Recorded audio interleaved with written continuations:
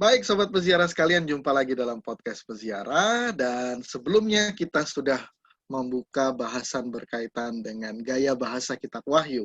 Dan mungkin kita bisa melihat lebih jauh apa sih yang sebetulnya ingin disampaikan dalam Kitab Wahyu dari beberapa konteks bagian yang mungkin akan dicuplik.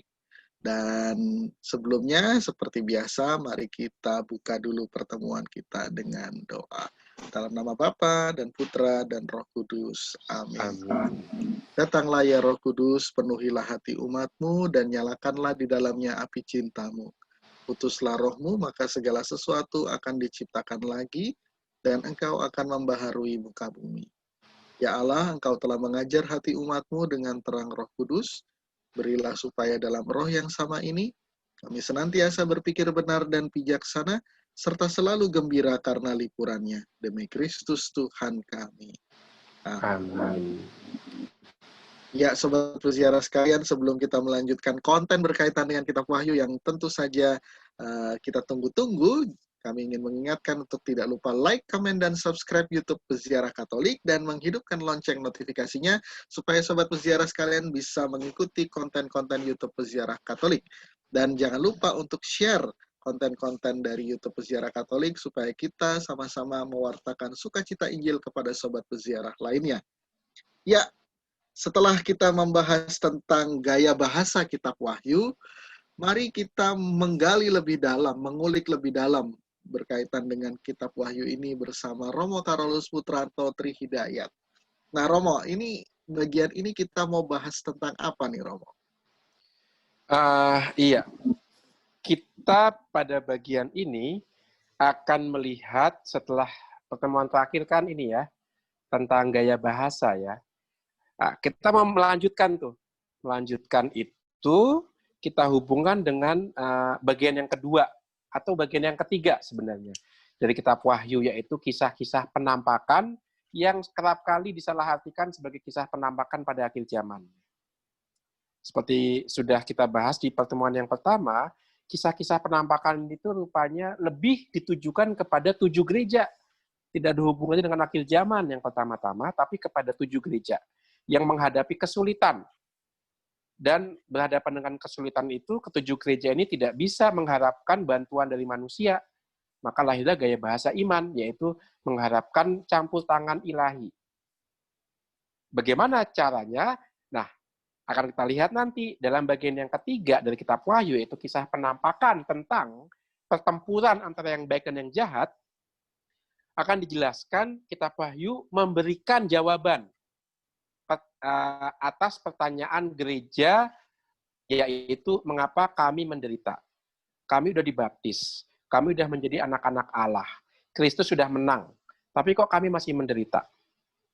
Maka bagian yang ketiga dari Kitab Wahyu mau menjawab pertanyaan itu. Kamu menderita karena kamu ikut dalam sebuah pertempuran antara yang baik dan yang jahat. Jadi tidak ada hubungannya sama akhir zaman ini, tapi sebuah pertempuran spiritual antara yang baik dan yang jahat. Nah, itu kurang lebih yang akan kita lihat dalam percakapan pada hari ini. Baik, Romo, mungkin bisa langsung kita mulai dulu untuk Romo menjelaskan mengenai apa yang akan dibahas berkaitan dengan Kitab Wahyu. Silakan, Romo. Baik, maka saya beri judul pertemuan ini Derita Waktu dan Harapan ya. Jadi begitu William dan teman-teman yang menyimak semuanya. Derita, waktu, dan harapan. Apa itu derita, apa itu waktu, dan apa itu harapan? Itu sebenarnya yang mau digagas, ulas oleh Kitab Wahyu. Kita lanjutkan. Kitab Wahyu sekilas pandang. Oke. Penutup rangkaian kitab, lanjut. Kita seperti sudah kita ketahui kemarin, kitab suci itu menutup rangkaian kitab suci ya. Kitab suci diawali dengan kisah penciptaan, pada mulanya Allah menciptakan langit dan bumi, dan diakhiri dengan pembaharuan ciptaan. Lihatlah aku menjadikan segala sesuatu baru. Nah, ini dia. Maka penderitaan gereja itu diletakkan dalam proses ini, yaitu dari penciptaan ke pembaruan ciptaan.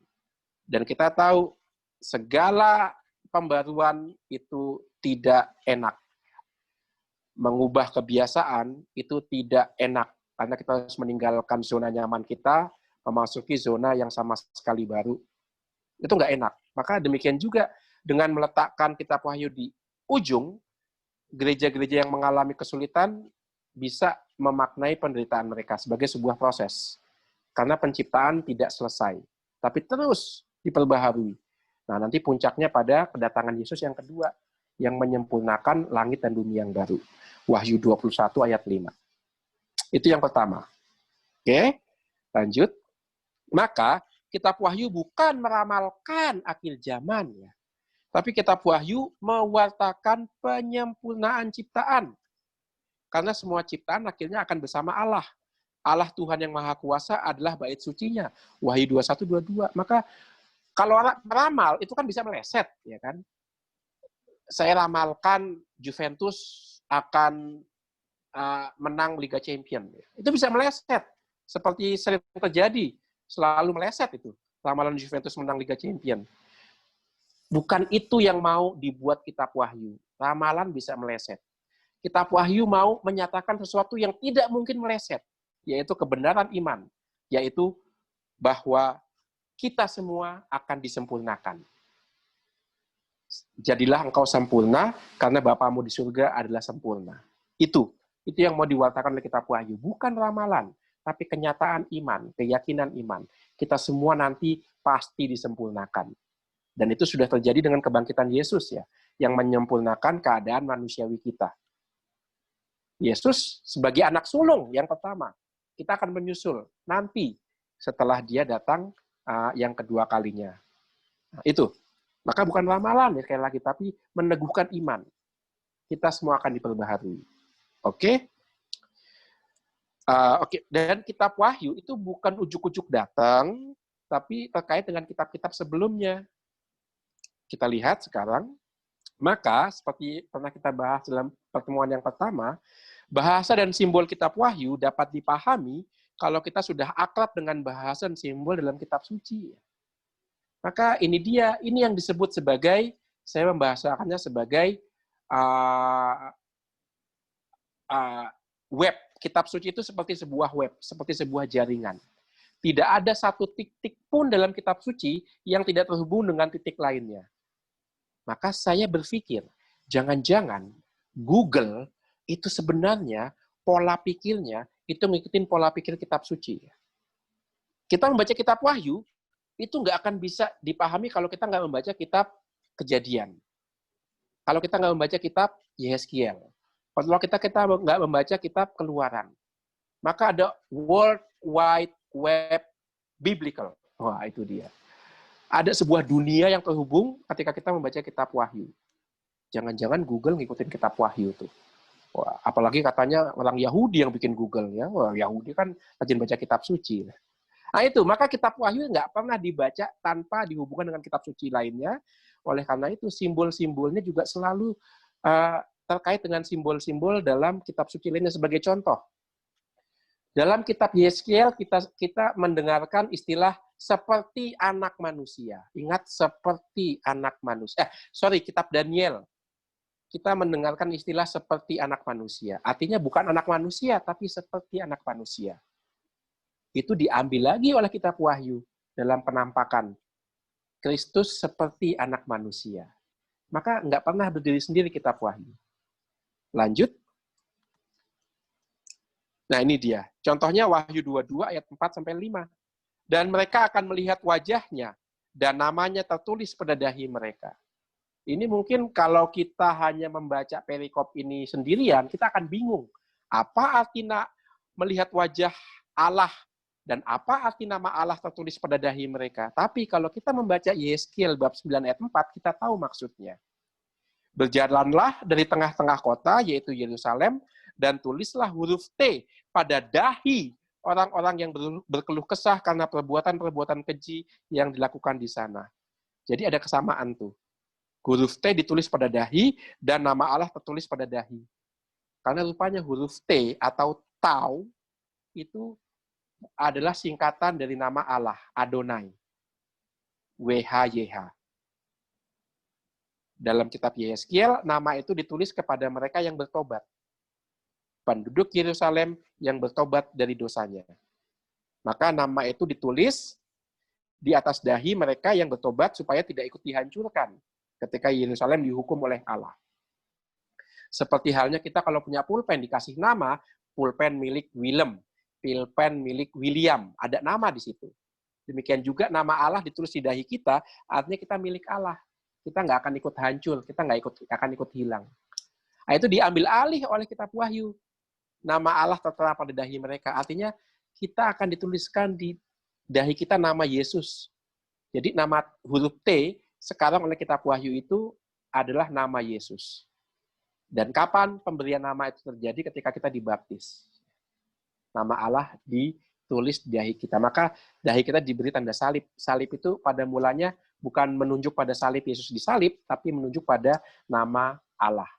Di mana semua nama bertekuk lutut, yaitu nama Yesus Kristus. Menarik, nah? Bagaimana kitab Wahyu terkait dengan kitab-kitab lainnya. Maka begitu cara membaca kitab Wahyu. Kitab paling akhir dari kitab suci. Dia adalah muara dari semua kitab-kitab suci lainnya. Maka harus dibaca dalam hubungan dengan kitab-kitab sebelumnya. Nah, oke. Itu, oke, lanjut. Nah, contoh lainnya ini sudah saya sebutkan juga, Wahyu 12 ayat 3. Seekor naga merah padam besar, berkepala 7 dan bertanduk 10. Nah, itu pasti ada hubungannya dengan kitab Daniel. Bab 7 ayat 7. Seekor binatang yang keempat yang menakutkan, bertanduk 10. Lihat, ini bukan kisah penampakan yang pasti terjadi dalam sejarah, nanti di akhir zaman akan muncul binatang naga, enggak. Seperti saya katakan, ini kisah penampakan yang terjadi di langit, bukan di dunia, di langit. Artinya ini adalah kisah pertempuran rohani di langit. Karena akar sejarah itu adalah langit. Apa yang terjadi di langit itu akan berefek pada sejarah di dunia ini. Nah, kitab Wahyu mau mengisahkan bukan sejarah dunia, tapi pertempuran di langit, dan sebenarnya itu sudah selesai dengan kebangkitan Yesus. Tapi kan nggak asik ya kalau bilang udah selesai. Tapi bagaimana disampaikan dengan menarik gaya bahasa. Ya. Maka dengan menggunakan gaya bahasa, naga berkepala 7 bertanduk 10 itu gaya bahasa itu supaya menarik perhatian. Karena gambaran naga bertanduk 7 bertanduk 10 ini akrab di telinga pendengar waktu itu. Maka menarik perhatian. Lanjut. Nah, ini saya berikan contoh-contoh lainnya yang diambil dari kitab Wahyu. Ya. Misalnya, wanita itu adalah simbol jemaat. Jadi pertama-tama bukan Bunda Maria, tapi wanita itu terkait dengan jemaat. Akan kita bahas nanti lebih dalam selanjutnya. Tanduk itu kekuatan, mata itu pengetahuan. Maka kalau kita ingat film Lord of the Ring ya, si Sauron itu kan matanya gede banget tuh. Dia mau tahu semuanya tuh. Nah, itu mata simbol pengetahuan. Trompet itu suara ilahi. Jubah putih itu dunia kemuliaan. Palem itu lambang kemenangan. Dupa itu doa orang-orang kudus.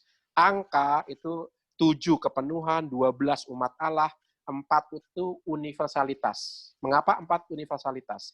Karena menunjukkan 4 arah mata angin. Yang menarik adalah selalu keempat mata arah angin itu berbentuk salib.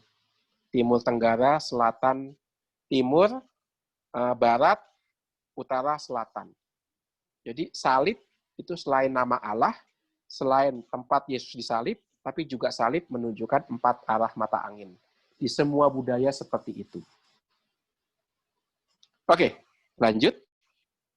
Nah, kitab Wahyu seperti sudah kita bahas di bagian yang pertama juga terkait dengan situasi aktual gereja pada saat itu. Jadi tidak hanya kita perlu mengetahui hubungannya dengan kitab-kitab sebelumnya, tapi juga kita perlu mengetahui situasi aktual gereja pada masa itu. Situasi sosial politik Timur Tengah pada masa itu. Kisah dalam Wahyu berhubungan dengan nasib gereja pada abad pertama, di bawah penindasan Kaisar Roma, Domitianus, yaitu pada tahun 90-an sesudah Masehi. Ini Domitianus adalah kaisar pertama yang menganiaya gereja dan orang Kristen secara sistematis. Jadi bukan suka-suka dia mengejar-ngejar dan menyiksa orang Kristen, tapi sistematis. Memang orang Kristen itu mau dihancurkan. produk hukum yang dibuat adalah produk hukum yang menindas orang Kristen. Tidak perlu orang Kristen itu berbuat kriminal. Cukup bahwa dia mengakui dia itu pengikut Kristus. Cukup dengan pengakuan itu, orang bisa dijebloskan ke penjara. Itu sebabnya kata martir itu dikaitkan dengan pengorbanan ini. Memberi kesaksian di tengah pengadilan bahwa aku pengikut Kristus.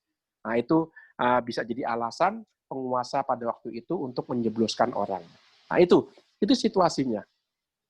Maka Kitab Wahyu perlu diletakkan juga dalam konteks aktual pada masa itu. Kesulitan yang dihadapi gereja di tengah penganiayaan, di tengah ajaran palsu, dan di tengah cara hidup yang cepat berpuas diri. Oke, lanjut. Nah, ini contohnya bagaimana Kitab Wahyu terkait dengan situasi aktual pada waktu itu.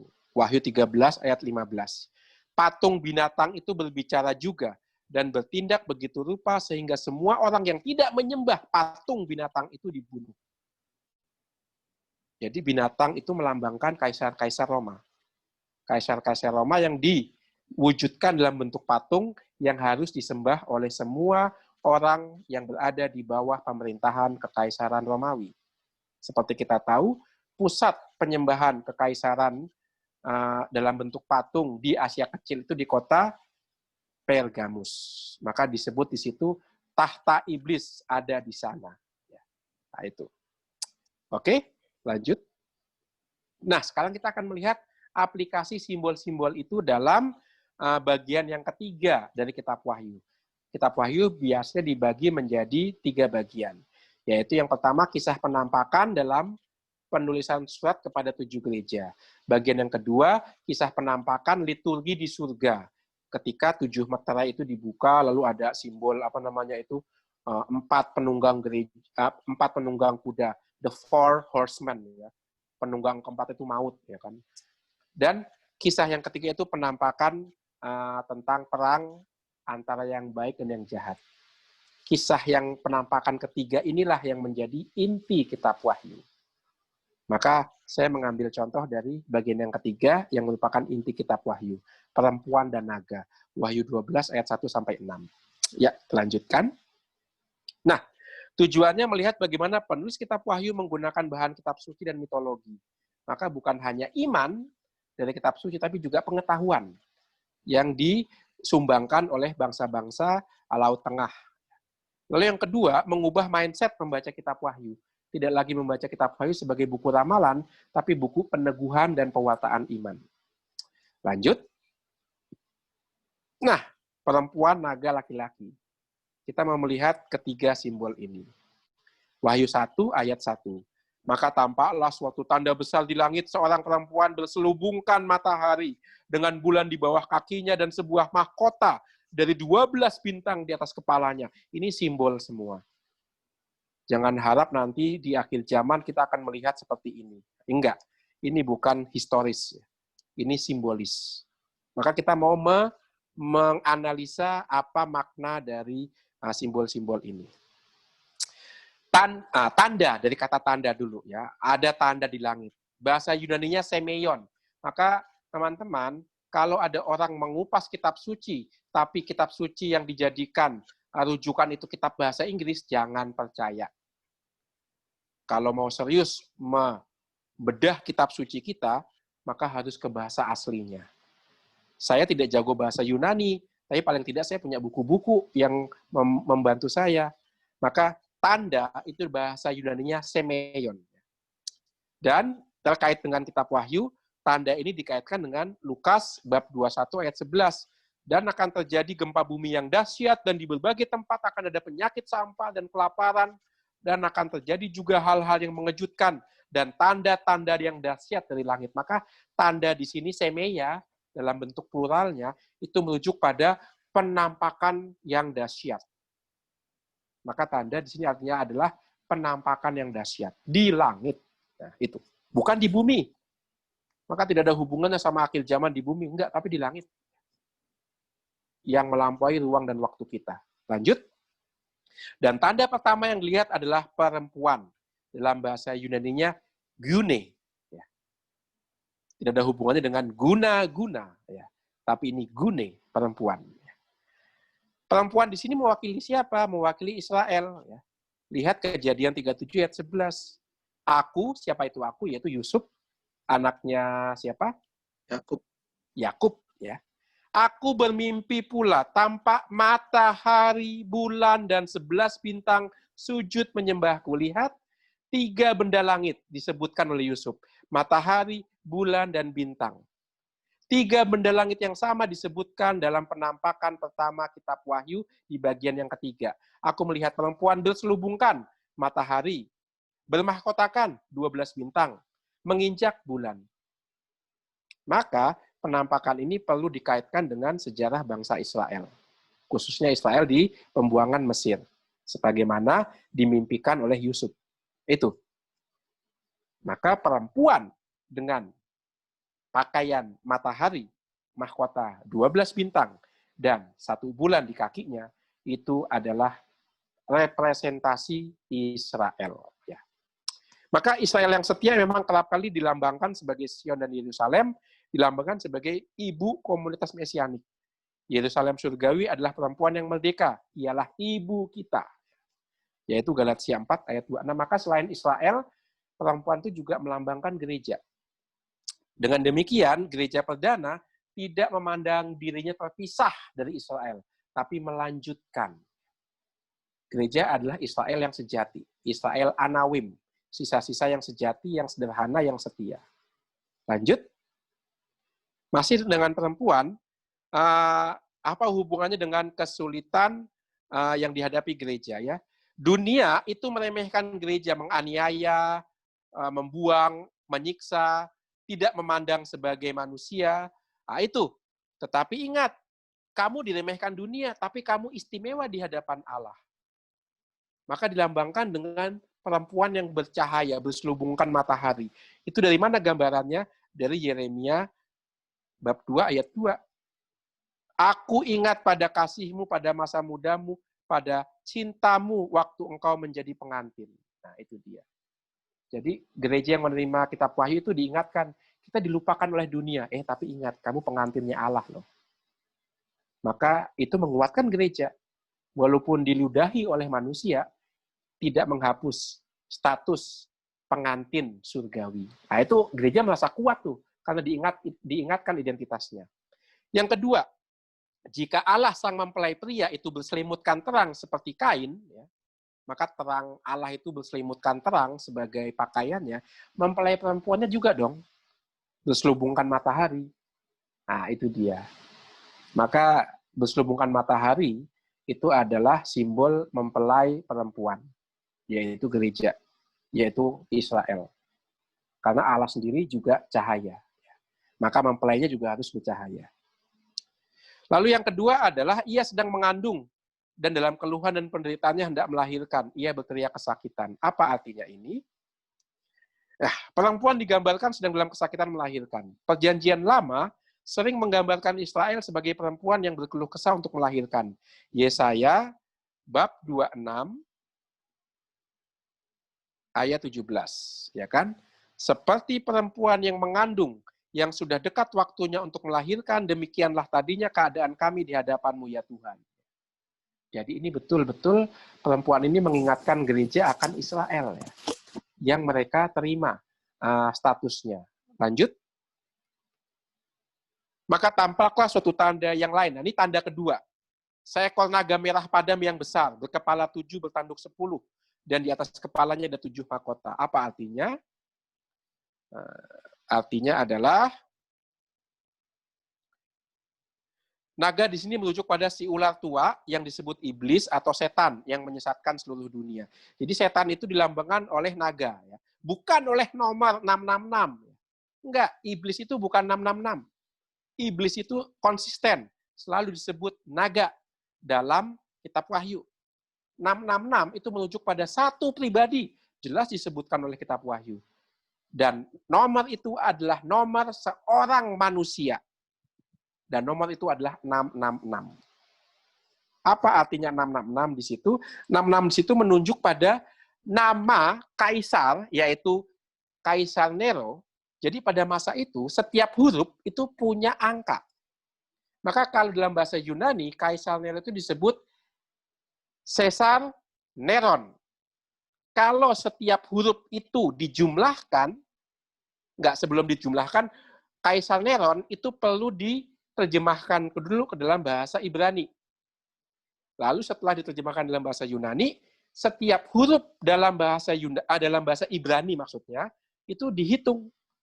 Dan ternyata jumlahnya itu 666.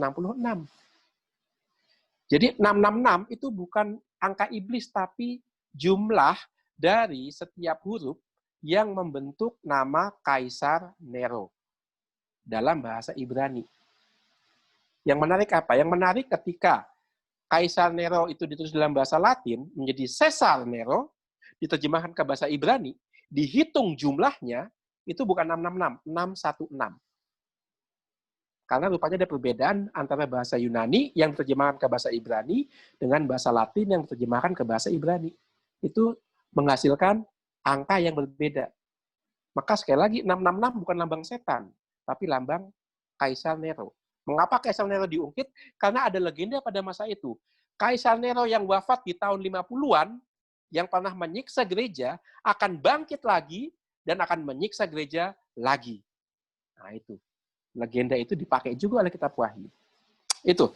Maka ular itu melambangkan iblis. Iblis tidak pernah punya nomor. Iblis itu selalu lambangnya naga. Nah, maka naga itu rupanya binatang mitologi yang sering kita jumpai dalam banyak budaya. Contohnya, naga itu drakon ya dalam bahasa Yunani.